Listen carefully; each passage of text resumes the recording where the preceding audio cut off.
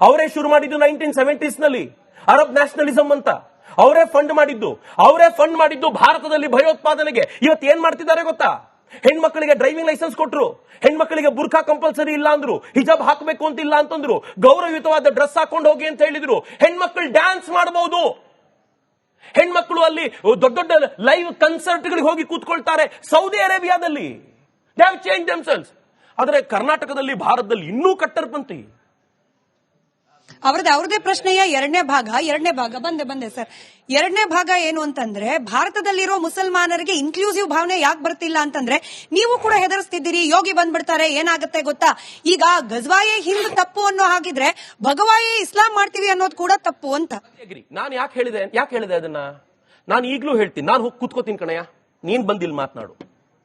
ನೀನ್ ಮಾತಾಡ್ಲಿಲ್ಲ ಅಂತಂದ್ರೆ ಯಾರಾದ್ರೂ ಹೇಳೋರ್ ಬೇಕಲ್ಲ.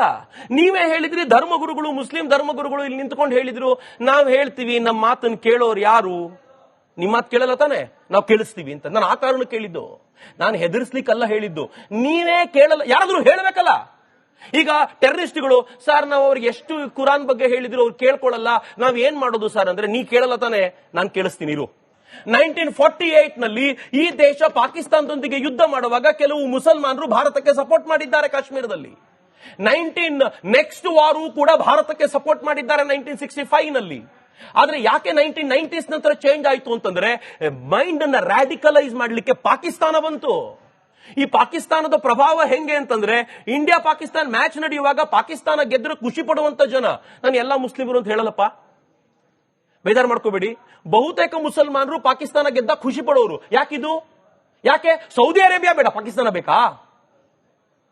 ಅಂದ್ರೆ ಇಸ್ಲಾಮಿಕ್ ಈ ಒಟ್ಟಾರೆ ಈ ಡೆವಲಪ್ಮೆಂಟ್ಸ್ ಇದೆಯಲ್ಲ, ಇದು ಹೇಗೆ ಬೆಳೆದಿದೆ ಅಂತಂದ್ರೆ, ಒಂದು ಪ್ಯಾನ್ ವರ್ಲ್ಡ್ ಕಲ್ಪನೆ ಇದೆ ಅವರಿಗೆ. ಇಡೀ ಜಗತ್ತನ್ನ ಹಬ್ಬಬೇಕು ಎನ್ನುವಂತ ಕಲ್ಪನೆಯಲ್ಲಿದ್ದಾರೆ.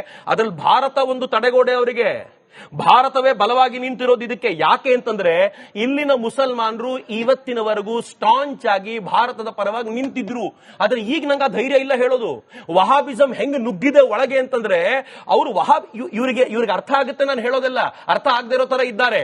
ವಹಾಬಿನವರು ಇವರೊಳಗೆ ಇರುವಂತ ಜನರನ್ನ ಸೆಳ್ಕೊಂಡು ಟೆರರಿಸ್ಟ್ ಮಾಡ್ತಿದ್ದಾರೆ. ಅವ್ರಿಗೆ ಅದು ಆತಂಕ ಇದೆ ಧರ್ಮಗುರುಗಳಿಗೆ. ನಮ್ಮ ತರುಣರು ನಮ್ಮ ಮಾತೇ ಕೇಳ್ತಾ ಇಲ್ಲ, ಅವರು ವಹಾಬಿಸಂಗೆ ಒಳಗಾಗ್ತಿದ್ದಾರೆ ಅಂತ ಅವು ಮುಸ್ಲಿಂ ಧರ್ಮಗುರುಗಳೇ ನಮಗ್ ಬಂದು ಹೇಳ್ತಾರೆ. ಅಂದ್ರೆ ಈ ತರದ ಬ್ರೈನ್ ವಾಷಿಂಗು ಅವ್ರ ಒಳಗೆ ಎಷ್ಟು ಚೆನ್ನಾಗಿ ಮಾಡ್ತಿದ್ದಾರೆ ಅಂತಂದ್ರೆ, ಅನ್ಲೆಸ್ ಒಂದು ಫೈರ್ ವಾಲ್ ಅನ್ನ ಮುಸಲ್ಮಾನರೇ ಕ್ರಿಯೇಟ್ ಮಾಡದೆ ಹೋದ್ರೆ ಅವರು ತಮ್ಮ ಮತವನ್ನ ಉಳಿಸ್ಕೊಳ್ಳಿಕ್ ಸಾಧ್ಯವೇ ಇಲ್ಲ. ಫಸ್ಟ್ ಸೆನ್ಸಸ್ ಆಗಿದ್ದು 1951ರಲ್ಲಿ. ಆವಾಗ ಮುಸಲ್ಮಾನ ಸಂಖ್ಯೆ ಬಂದು 8+% ಇತ್ತು. ಈಗ ಅಂದ್ರೆ 2011 ಪ್ರಕಾರ ಹೆಚ್ಚು ಕಡಿಮೆ ಎಷ್ಟಾಗಿದೆ ಅಂತಂದ್ರೆ 15% ಅಂತ ಇದೆ.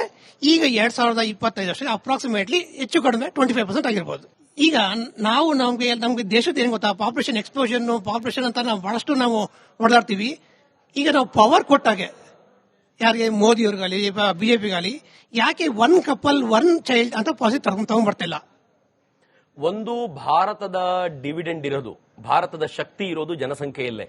ಇವತ್ತು ಅಮೆರಿಕ ಟ್ಯಾರಿಫ್ ಅನ್ನು ಹಾಕಿದ ನಂತರವೂ ಹೆದರುತ್ತೆ. ಯಾಕೆ ಅಂತಂದ್ರೆ, ಭಾರತ ಸ್ಟ್ರಾಂಗ್ ಆಗಿದೆ ಅನ್ನುವ ಕಾರಣಕ್ಕೋಸ್ಕರ. ವಿ ಆರ್ ಆಲ್ಮೋಸ್ಟ್ 150 crore ಈಗ. ಸೊ ಅದೊಂದು ಶಕ್ತಿ ನಮಗೆ.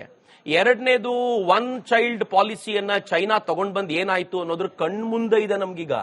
ಚೈನಾದಲ್ಲಿ ಅದಾಗ್ಲೇ 2 child ಪಾಲಿಸಿ ಬಂತು, it failed. China went to an extent saying that 3 ಮಕ್ಕಳನ್ನ ಮಾಡ್ಕೊಳ್ಳಿ, ನಿಮಗೆ ನಾವು ಇಂಥದನ್ನು ಫ್ರೀ ಕೊಡ್ತೀವಿ ಅಂತ. ಚೈನಾದಲ್ಲಿ ಜನರೇ ಇಲ್ಲ. ಚೈನಾ ಅದು ಒಳಗಿಂದೊಳಗೆ ಕುಸಿತಾ ಇರುವಂತಹ ಹಂತಕ್ಕೆ ಬಂದ್ಬಿಟ್ಟಿದೆ. ಮುಂದಿನ 10 ವರ್ಷಗಳ ನಂತರ ಚೈನಾದಲ್ಲಿ ವರ್ಕಿಂಗ್ ಫೋರ್ಸ್ ಇರೋದಿಲ್ಲ. ಅವ್ರು ಅದಕ್ಕೆ ಆದಷ್ಟು ಬೇಗ ರೋಬೋಟಿಕ್ಸ್ ಶಿಫ್ಟ್ ಆಗಬೇಕು ಅಂತ ಪ್ರಯತ್ನ ಪಡ್ತಿರೋದು. ಆದ್ರೆ ಭಾರತದಲ್ಲಿ ಪ್ರಾಬ್ಲಮ್ ಇರೋದು ಏನು ಅಂತಂದ್ರೆ, ಡೆಮೋಗ್ರಫಿಕ್ ಚೇಂಜ್ ಇದೆಯಲ್ಲ, ಅದ್ರ ಕುರಿತಂತೆ ನೀವು ಮಾತನಾಡ್ತಿರೋದು, ಅದ್ರ ಕುರಿತಂತೆ. ಸೊ ಜನಸಂಖ್ಯೆಯನ್ನ ಸಾರಾಸಗಟಾಗಿ ಕಡಿಮೆ ಮಾಡಬೇಕು ಅನ್ನೋದನ್ನ ನಾನು ಏನು ಒಪ್ಕೊಳ್ಳಲ್ಲ. ಆದ್ರೆ ಡೆಮೋಗ್ರಫಿಕ್ ಚೇಂಜ್ ಇದೆ. ಬಟ್ ಈಗಿನ ದುರಂತ ಏನು ಅಂತಂದ್ರೆ, ಭಾರತದಲ್ಲಿ ಈ ತರ ಒಂದೇ ಸಂಖ್ಯೆ ಜಾಸ್ತಿ ಆಗಿರುವಂತ ಜಿಲ್ಲೆಗಳು ದಿನೇ ದಿನೇ ಜಾಸ್ತಿ ಆಗ್ತಾ ಇವೆ. It is very dangerous. So ಸರ್ಕಾರ ಈ ಕುರಿತಂತೆ ಸ್ವಲ್ಪ ಗಂಭೀರವಾಗಿ ಆಲೋಚನೆ ಮಾಡ್ತಾ ಇದೆ. ಏನಾದ್ರೂ ಮಾಡುತ್ತೆ ಅನ್ನೋ ವಿಶ್ವಾಸ ಖಂಡಿತವಾಗಿಯೂ ಇದೆ. ಸರ್, ನಿಮ್ ಬಗ್ಗೆ ನಮ್ಗೆ ಅಗೇನ್ಸ್ಟ್ ಏನ್ ಕ್ವಶನ್ ಇಲ್ಲ. ನಾವು ನಮ್ ಪಾಯಿಂಟ್ ಆಫ್ ವ್ಯೂ ಏನ್ ಹೇಳ್ತಾ ಇದೀನಿ ಅಂದ್ರೆ, 1 hour ಇಂದ ನಾವು ಇಲ್ಲಿ ಕುತ್ಕೊಂಡು ನಿಮ್ಗೆ ಲಿಸನ್ ಮಾಡ್ತಾ ಇದೀವಿ. ಬರೀ ನೀವು ಹಿಂದೂ ಮುಸ್ಲಿಂ ಅದೇ ನೀವು ಮಾತಾಡ್ತಾ ಇದಾರೆ. ಪ್ರೆಸೆಂಟ್ ಸಿಚುವೇಶನ್ ಏನಿದೆ ಅದ್ ಬಗ್ಗೆ ನೀವು ಮಾತಾಡಬೇಕು ಫಸ್ಟ್ ಆಫ್ ಆಲ್. ಆಮೇಲೆ ನೀವು ಹೇಳಿದ್ರು ಇದು ಗುಸ್ತಾಖ್ ನಬಿಗೆ ಏಕಿ ಸದಾ ಸರ್ ತನ್ಸೆ ಜುದಾ ಅಂತ. ಸರ್, ಎಲ್ಲಾ ಮುಸ್ಲಿಮ್ಸ್ ಒಂದೇ ತರ ಒಂದ್ ಮೈಂಡ್ ಸೆಟ್ ನಲ್ಲಿ ಇರಲ್ಲ. ಬೇರೆ ಬೇರೆ ಮೈಂಡ್ ಸೆಟ್ ನಲ್ಲಿ ಇರ್ತದೆ. ಬೇರೆ ಬೇರೆ ಒಂದು ಪಾಯಿಂಟ್ ಆಫ್ ವ್ಯೂ. ಯಾವ ಮುಸ್ಲಿಂ ಒಂದಿರಲ್ಲ. ಆಮೇಲೆ ನೀವು ಒಂದ್ ಮಾತು ಹೇಳಿದ್ರು, ಇದು ಖುರಾನ್ ನಲ್ಲಿ ಇದು ಫಿತ್ನಾ ಅಂತ ಇದು ಒಡ್ಡು ರಿಮೂವ್ ಮಾಡ್ಬೇಕಂತ. ಸರ್, ನಾವು ಒಂದೇ ಮಾತು ಹೇಳೋದು, ಯಾರ ಕೈಯಿಂದಾನು ಇದು ರಿಮೂವ್ ಮಾಡಕ್ ಆಗಲ್ಲ. ನಮ್ಮ ಖುರಾನ್, ನಮ್ಮ ಇಸ್ಲಾಂ ಇದೇಳಲ್ಲ, ಈ ಹಿಂದೂ ಮುಸ್ಲಿಂ ಈ ತರ ಏನು ಹೇಳಲ್ಲ, ಎಲ್ಲ ಒಂದೇ. ನಾವು ಇಂಡಿಯಾನಲ್ಲಿ ಇದ್ದೀವಿ, ನಾವು ಎಲ್ಲ ಒಂದೇ, ಗೊತ್ತಾ? ಹಿಂದೂ ಆಗಿ ಮುಸ್ಲಿಂ ಆಗಿ ಈ ಡಟ್ಟಿ ಪಾಲಿಟಿಕ್ಸ್ ನಮ್ಗೆ ಇದೆಲ್ಲ ಮಾಡ್ತಾ ಇರೋದು. ಡಟ್ಟಿ ಪಾಲಿಟಿಕ್ಸ್ ನಡೀತಾ ಇದಲ್ವಾ, ಈ ಬಿಜೆಪಿ ಇದು ಕಾಂಗ್ರೆಸ್ ಎಲ್ಲ, ಅವನು ನಮ್ಗೆ ಹಿಂದೂ ಮುಸ್ಲಿಂ ಅಂತ ನಮ್ಮ ಎಲ್ಲ ಅವನು ಇದ್ ಮಾಡ್ತಾ ಇರೋದು ಎಲ್ಲ. ಮುಸಲ್ಮಾನರನ್ನ ರ್ಯಾಡಿಕಲೈಸ್ ಮಾಡೋದು ಸುಲಭ ಅಂತ ನಂದು ವಾದ. ನಾನು ಪ್ರೂವ್ ಮಾಡ್ತೀನಿ. ಹೆಂಗೆ ಅಂತಂದ್ರೆ, ಫಸ್ಟ್ ಆಫ್ ಆಲ್ ಅವ್ನು ಪೂರ್ತಿ ಏನನ್ನು ಕೇಳಿಸ್ಕೊಳ್ಳಲ್ಲ, ಪೂರ್ತಿ ಏನನ್ನು ಓದಲ್ಲ, ಮತ್ತು ಹೇಳಿದ್ದನ್ನು ಸರಿಯಾಗಿ ತಿಳ್ಕೊಂಡಿರಲ್ಲ. ಇದು ಮೂರನೇ ಪಟ್ಟ. ನಾನು ಯಾಕೆ ಹೇಳಿದ್ದು ತೆಗಿಬೇಕು ಅಂತ ಆಗ್ಲೇ ಅವ್ರು ಮಾತಾಡ್ತಾ ಹೇಳಿದ್ರು. ಧರ್ಮಗುರುಗಳು ಇಲ್ಲಿ ವೇದಿಕೆ ಮೇಲೆ ಬಂದಿದ್ರು, ಅವ್ರು ಹೇಳಿದ್ರು ಇದ್ರ ಅರ್ಥ ಅದಲ್ವೇ ಅಲ್ಲ ಅಂತ. ಬಟ್ ನಾನು ಹೇಳಿದೆ ಬೇರೆ ಬೇರೆ ಅರ್ಥ ಹಿಂಗಿದೆ, ಹಿಂಗ್ ಸ್ಪಷ್ಟವಾಗಿ ಬರ್ದಿದ್ದಾರೆ, ನೀವು ಅನುವಾದ ಮಾತ್ರ ಚೇಂಜ್ ಮಾಡಿದ್ದೀರಾ. ಬಟ್ ನೀವು ಅರೇಬಿಕ್ ಅಲ್ಲೇ ಕಲಿಸ್ತೀರಾ, ಕನ್ನಡದಲ್ಲಿ ಕಲ್ಸೋದಿಲ್ಲ. ನೀವು ಮುಸಲ್ಮಾನರಿಗೆ ಕನ್ನಡದಲ್ಲಿ ಕಲಿಸ್ಕೊಡ್ತೀರಾ. ನಾನು ಕನ್ನಡದಲ್ಲಿ ಓದಿದ್ದೀನಿ ಕುರಾನ್, ನಾನು ಇಂಗ್ಲಿಷ್ ನಲ್ಲಿ ಕುರಾನ್ ಓದಿದ್ದೀನಿ. ಬಟ್ ನೀವು ಮುಸಲ್ಮಾನರು ಯಾವ್ದ್ರಲ್ಲಿ ಓದ್ತೀರಾ? ಅರಾಬಿಕ್ ಅಲ್ಲಿ ಓದ್ತೀರಾ. ಅರಾಬಿಕ್ ಅಲ್ಲಿ ಓದಿದಾಗ ಫಿತ್ನಾಕ್ಕೆ ಅವ್ರು ಹೇಳಿದ ಅರ್ಥನೇ ಬರುತ್ತೆ. ಅವ್ರು ಕರೆಕ್ಟ್ ಆಗಿ ಹೇಳಿದ್ರು. ಫಿತ್ನಾ ಅಂತಂದ್ರೆ ಏನು? ನಮ್ಮ ದೇವರಿಗೆ ಇನ್ಯಾವುದೇ ದೇವರನ್ನ ಜೋಡಿಸಿ ನೀವು ಮಾಡೋ ಕೆಲಸವನ್ನ ಫಿತ್ನಾ ಅಂತ ಕೇಳು ಪೂರ್ತಿ ಅದರ ಅರ್ಥ ಅಂತ ಹೇಳಿದ್ರು. ಸೊ ಅರಾಬಿಕ್ ಅಲ್ಲಿ ಆ ಅರ್ಥ ಬರುತ್ತೆ. ನೀವು ಕನ್ನಡದಲ್ಲಿ ತರಬೇಕಾದ್ರೆ ಅದನ್ನ ಕ್ಷೋಭೆ ಮತ್ತು ಅಶಾಂತಿ ಅಂತ ತರ್ತೀರಾ. ಈ ಗೊಂದಲ ಯಾಕೆ ಹಂಗಿದ್ರೆ?